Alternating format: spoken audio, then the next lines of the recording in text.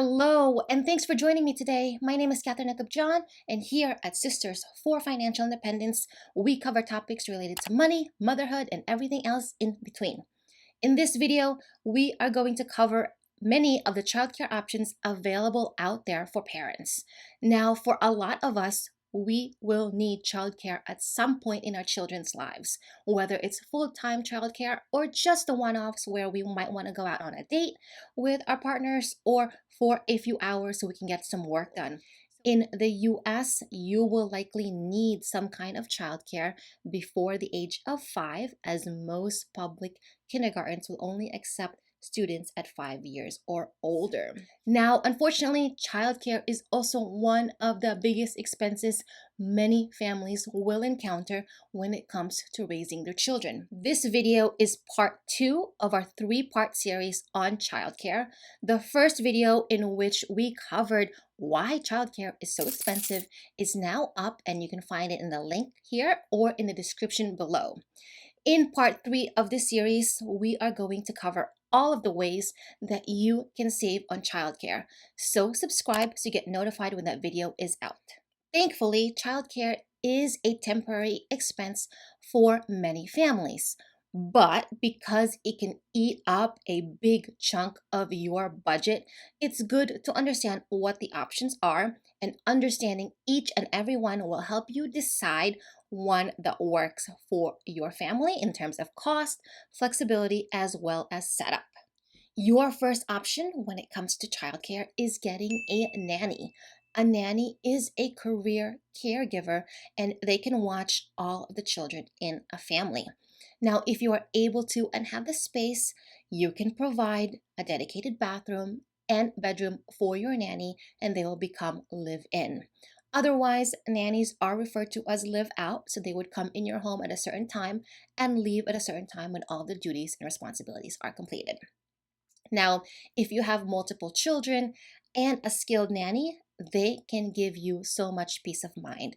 Peace of mind knowing that there is someone that's taking care of your children, someone that you trust.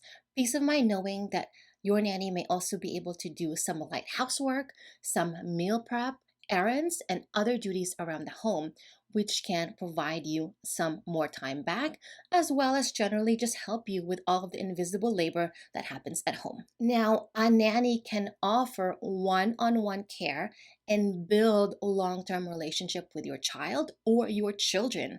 Nannies typically stay with a family for many years. Many start with the newborn, taking care of an infant, and be there as the child gets older. And of course, any subsequent siblings that also come along. So you are building this relationship with a trusted individual, someone that your children can trust, someone that you can trust, and someone that has been with your family for many years.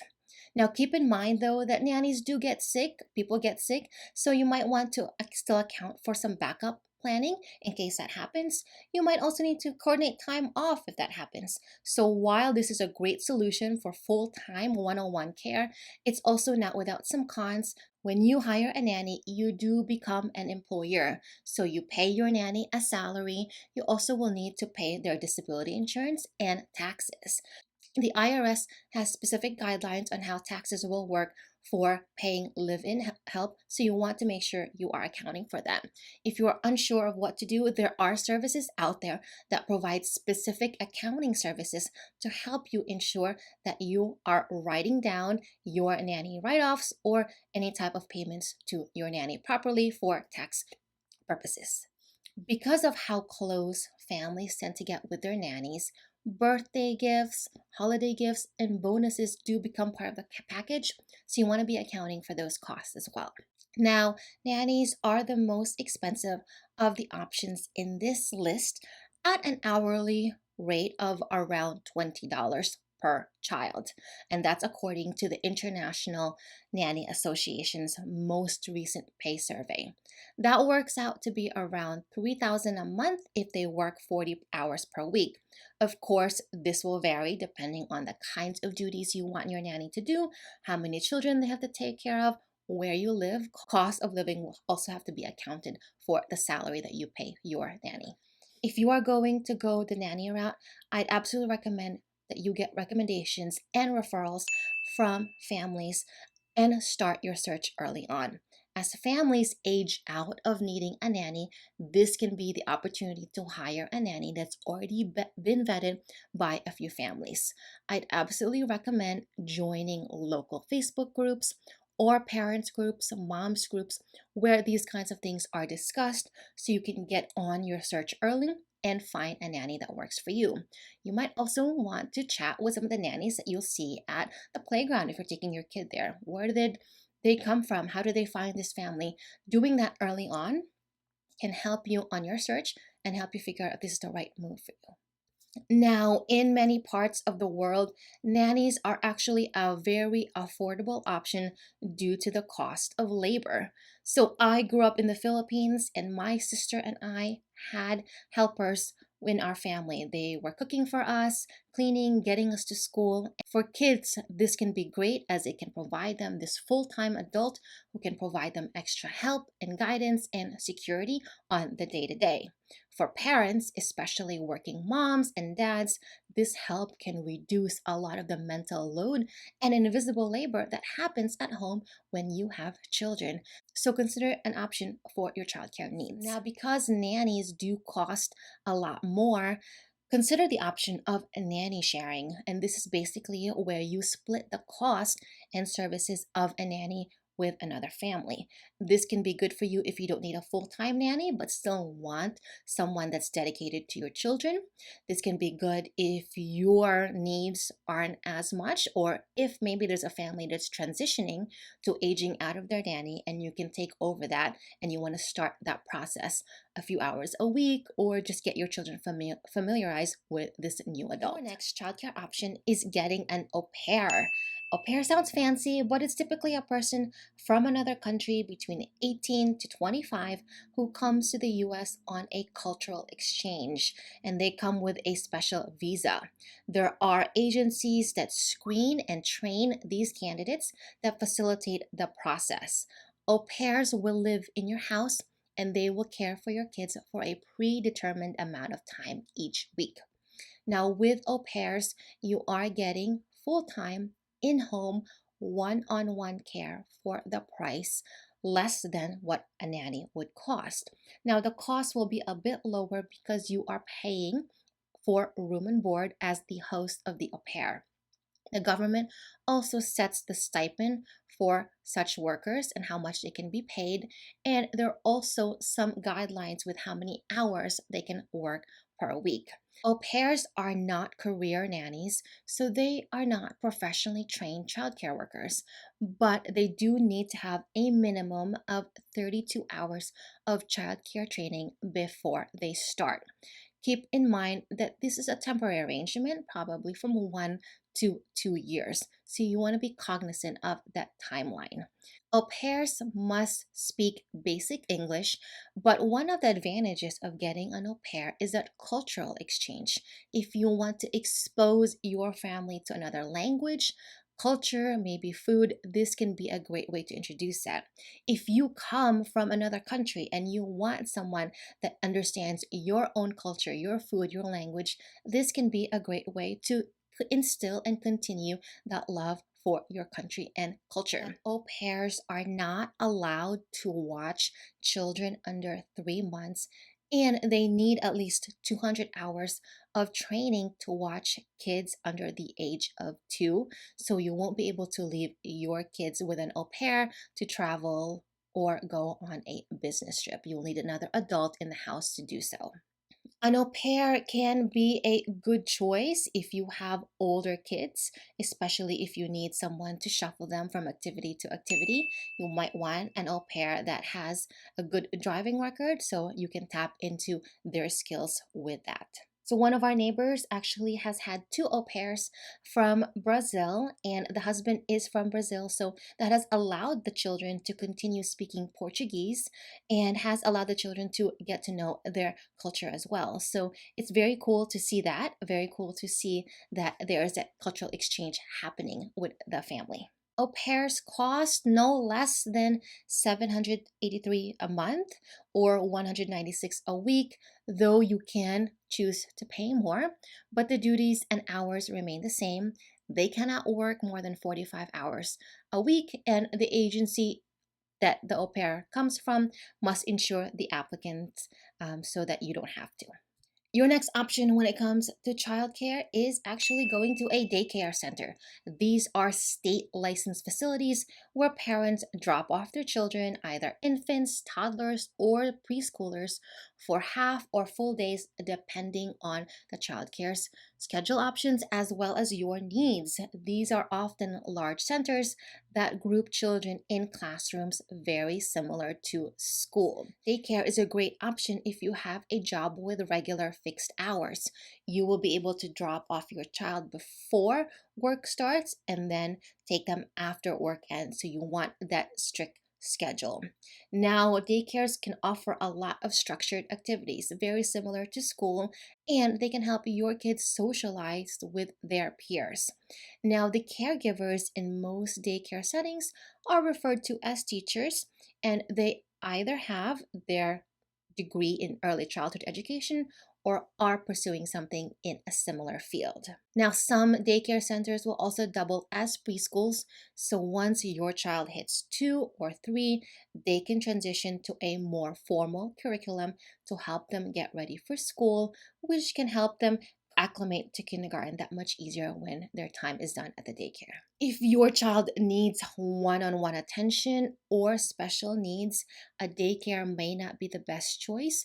So, research what your child needs, and that need may change over time, right? As your kids get older, take a look at some of their needs so you can find the best care for them. My sister sends her son to daycare twice a week, and they do more of a hybrid model where a family watches her son Monday, Wednesday, and Friday, or sometimes she might take him on Friday depending on her work flexibility. So, this is just another way for you to kind of get that arrangement that works for your family if you want flexibility, if you want a structured environment, and so forth. So, understanding all these options can really help you create and design a plan that works for you and your family. When it comes to costs, daycare fees vary dramatically and significantly by location. So you want to be aware of that. If you're on the coast, most likely you're paying for a bit more. If you are in the middle of the country, it might not be as much. Keep in mind that you will always be paying more for babies and infants at daycare centers because by law they are required to have more teachers than children in those classrooms. So over time, as your kids do get older, you'll be paying less and less for their childcare. Now, if you do have multiple kids in childcare, you want to be asking for sibling discounts. Now, according to Childcare Aware of America, the average yearly cost of daycare is around $12,000 for an infant and around $10,000 for a 4-year-old. Again, these costs do vary depending on where you are, so doing your research early on can help you understand these costs, can help you create an arrangement that might work for you and a budget sooner rather than later. Your next option when it comes to childcare is a co-op daycare or a parent participation nursery school, PPNS. And it is generally less expensive than a very similarly structured daycare center. Now, co-op daycare and preschools are able to keep the tuition costs lower because they rely heavily on parents, on volunteer work from parents. And depending on a co-op's individual structure, parents will typically rotate working alongside certified teachers in half-day shifts, taking care of each other's children, taking care of the classroom, maintaining it, and doing a lot of other background work. Now, when it comes to co op daycares and preschools, the parents share the responsibility and cost of running that daycare.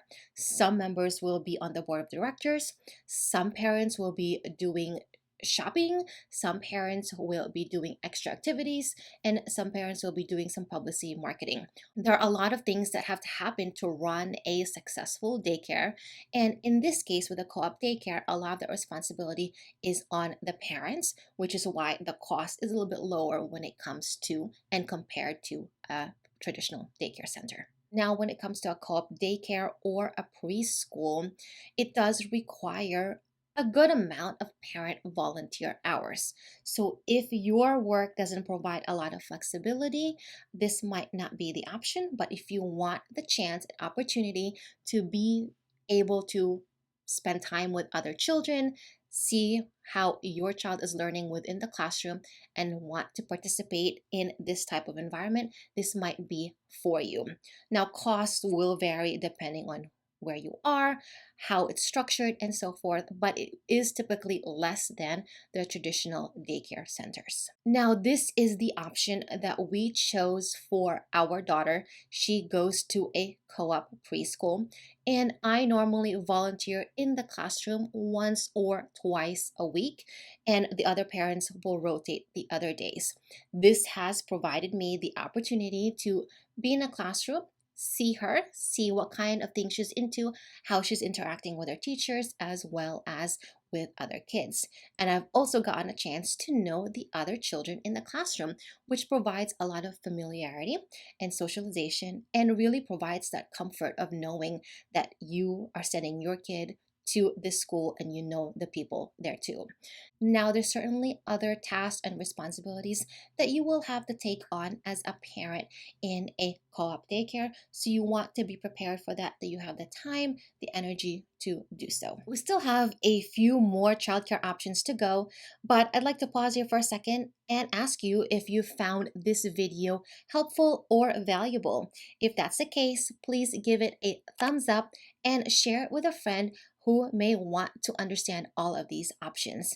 Now let's get to the rest of the childcare options. Your next option when it comes to childcare is the family daycare, or it might also be known as an in-home daycare or a home-based daycare, very similar to daycare centers, except for the fact that it is run out of a private home with an assistant or two, depending on the number of children and space. Now, it is certainly a less expensive alternative to a center-based care, but it has similar benefits: structured schedules, socializing for your child, which can provide you peace of mind, and as well as licensed care providers taking care of your children. Now, family daycares provide a more home like environment with a smaller number of kids. So you might see that there is also a mix of kids in the daycare, maybe a 2-year old and a 4-year old, which can provide them this opportunity to play together. Caregivers in family daycares may not be required to fulfill as many educational requirements as those in the larger daycare center settings. So you'll want to make sure you vet the family daycare. Ask questions, make sure they have at least safety certifications, experience in childcare, and so forth. Now, because family daycares have limited spots, you want to be on the lookout for these types of arrangements because they will fill up quickly. And because family in home daycares don't require as much marketing, maybe don't require as much space, they are definitely not going to cost as much. So they will typically be less than the traditional daycare centers. Now, the national average for in home daycares are around $800 a month, and that's based on the Center for American Progress. The next option when it comes to childcare is to get family and friends to help you. Now, if you are lucky enough to have family close by or friends close by that are willing and able to help you with childcare, that is a great thing. It is a great option, affordable and perhaps flexible too. When it comes to hiring family or friends, I just recommend that you set up some expectations ahead of time. Are there specific hours or days that you need help? Will you be paying them? How much will that be? What kind of expectations do you want? Do you want them to care for your child only, or do you want them to teach certain things too? I think it's just good to have that ahead of time so you are not getting in the crossfire of misunderstanding or not getting what you want when it comes to family and friend childcare. If you are going to be hiring family or friends and it's been a while since you've taken care of a child or an infant, I'd absolutely recommend that you ask them to take a CPR class, take a baby refresher class just for safety. It can provide you a lot of peace of mind knowing that your family and friend has the skills necessary to help your child if it is required and needed. I think it's a reasonable ask, and it should be one that you should be willing to ask of them. I'd also be open to other kinds of arrangements when it comes to getting help from family and friends. If they have a few hours in the morning that you can use and you can do work or exchange it in the afternoon, make those plans. See what fits for your family so that you find that arrangement that really works when it comes to getting childcare and getting help from family and friends. Let me know in the comments what kind of arrangements you've set up with family and friends when it comes to childcare. How did you ensure that expectations were met? Did you pay them? What was that like? How did you agree to that amount? And so forth. Next option when it comes to childcare is to actually form a relationship with either a high school or a college student. Now, many of these students may want part-time work in between classes or in between school breaks, and you can tap into their time to help you with childcare at home. This can be a great opportunity to get someone into your home for a few hours to help you with childcare so you can get other things done. Education or nursing majors might be interested with spending time with children. So see if your local college or a college nearby provides those services. Now, for where we are, there are actually a bunch of groups of high school students that have formed their own babysitting clubs or just pockets of groups of teens that want to babysit or help other families. So you can tap into that as well. Now, you can also tap into a mother's helper, which is basically someone who comes in your home to watch your child. If you are working from home or if you need to get some things done, this might be a helpful way to get someone in your home, have someone focused on your child for a few hours while you get a few things done. They're typically less expensive than a babysitter because you are at home still, and they can also provide just some one-on-one time with your child to play with or do other things with. Care.com is a great resource for finding a babysitter or a nanny or a mother's helper, but I definitely also just recommend that you join those Facebook groups, join moms and parents groups so that you are aware of the childcare situation in your area and you can tap into existing families that have recommendations or referrals for childcare centers, nannies, babysitters, helpers, and so forth.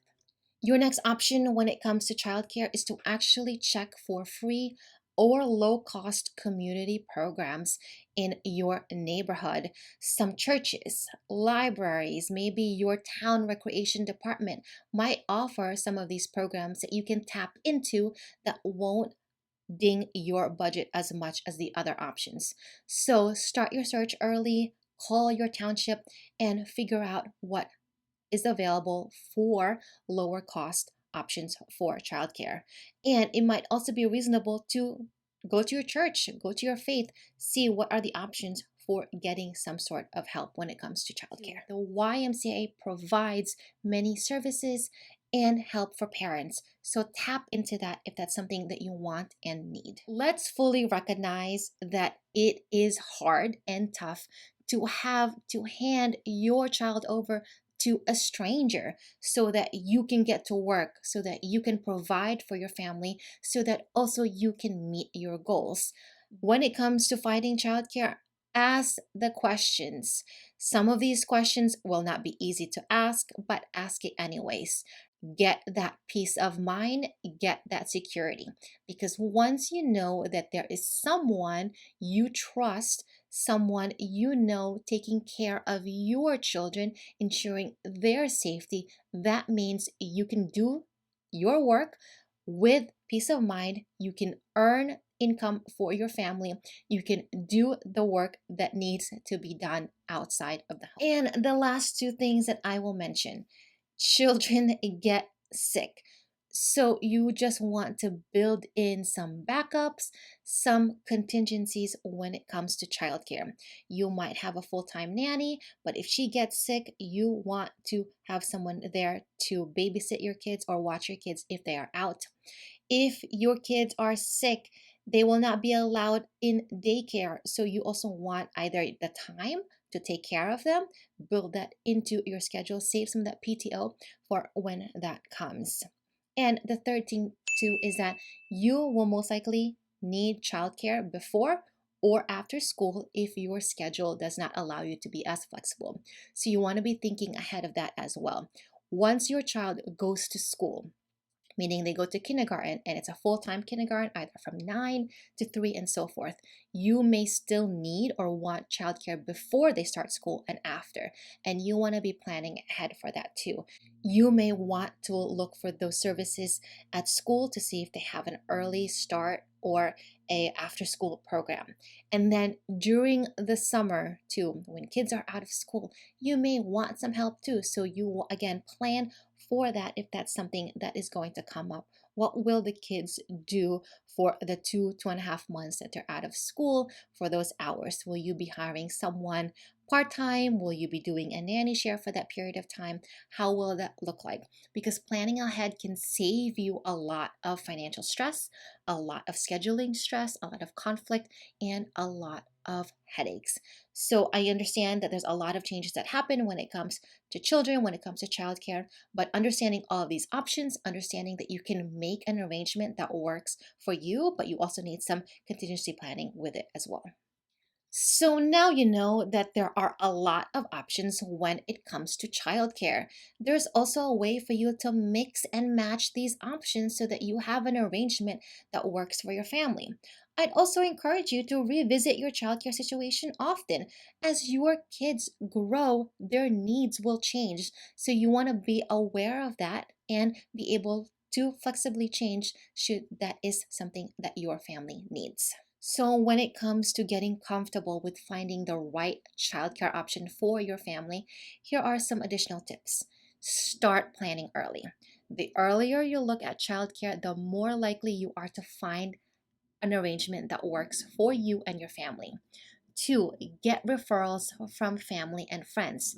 They may know of a great childcare in town that's not well known. Three, join those local parents groups in Facebook or other communities so you can get a pulse on the local childcare situation. A lot of the childcare situation is very local to you, so you want to be aware of what's happening. And lastly, make sure you ask those questions, ask about discounts, and some childcare providers will provide you discounts if you ask early, if you have other things, if you work in certain industries, or if you have are willing to pay in advance. So make sure you ask those questions so that you have the peace of mind. So I hope this video has been helpful. Part 3, we will cover some of the ways to save on childcare costs. So I will see you in that video, and I would recommend you check out these 2 videos to help you with your money so you can build a life of impact and a life of wealthy legacy for your family and your future generations.